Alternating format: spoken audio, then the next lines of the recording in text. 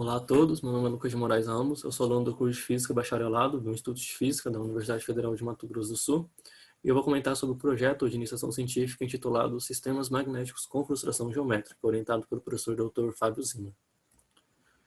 Bom, a frustração ocorre em sistemas magnéticos quando nem todas as contribuições para energia potencial podem ser minimizadas simultaneamente, o que resulta em um estado fundamental altamente degenerado.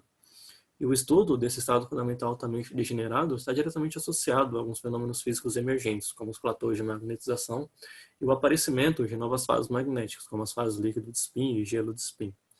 Aqui na figura 1, nós exibimos possíveis configurações de spin para uma plaqueta triangular de 3 sítios com interações antiferromagnéticas entre os primeiros vizinhos. Perceba que há 8 possíveis configurações, onde 6 dessas configurações são estados de mínima energia, estados degenerados de mínima energia. Bom, eu dividi a apresentação entre os objetivos, a metodologia, resultados de discussões e conclusões.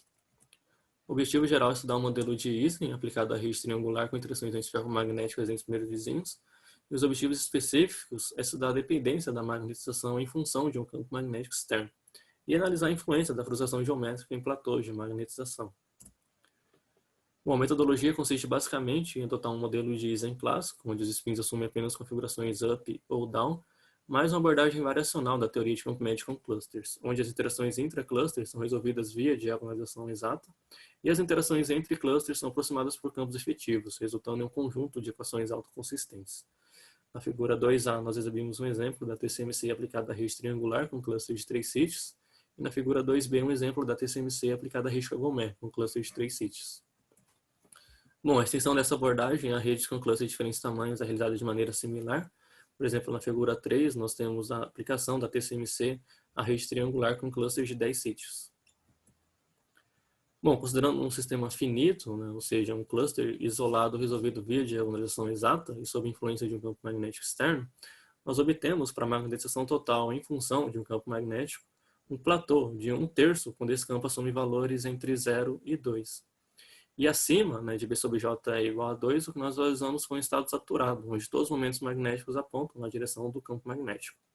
Bom, aumentando o tamanho desse cluster finito para clusters de 6, 9 e 15 sítios de spin, o que nós observamos é que o número de platôs também aumenta. Isso significa basicamente que estamos considerando mais interações exatas no modelo de Ising. Bom, convém ressaltar a temperatura para a qual esses platôs ocorrem, sendo relativamente baixa, no nosso caso T sub J era 0,01. Bom, e considerando a representação para o sistema infinito, ou seja, através da teoria de campo médio com clusters, foi possível obter, na ausência de um campo magnético externo, a temperatura crítica que marca uma transição entre as fases antiferromagnética e paramagnética. No nosso caso, nós encontramos T sub J igual a 1,287. E agora, sob influência de um campo magnético externo, tomando a magnetização total em função desse campo magnético, nós obtemos um platô quando esse campo assume valores entre 0 e 6. E acima de B sobre J igual a 6, nós obtivemos o estado saturado, com todos os momentos magnéticos apontando na direção do campo magnético.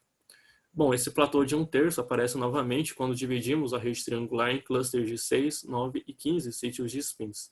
Isso significa basicamente que há 3 subredes nesse sistema, onde uma dessas subredes é uma subrede frustrada, que se orienta com o campo magnético. Ou seja, há 1/3 dos spins se orientando com o campo magnético, que faz aparecer esse platô de 1/3 na magnetização total. Bom, nós concluímos que o estado fundamental exibe uma alta degenerescência devido a efeitos de frustração geométrica e que a visualização de um único platô em 1/3 utilizando a teoria de campo magnético com cluster está diretamente associado a essa existência de subredes e que acima de um determinado valor crítico o campo magnético suprime os efeitos de frustração geométrica, levando o sistema a um estado ferromagnético induzido. Algumas das referências utilizadas nesse trabalho, e eu agradeço ao CNPq pelo apoio financeiro concedido a essa bolsa de iniciação científica. Obrigado pela atenção e até mais.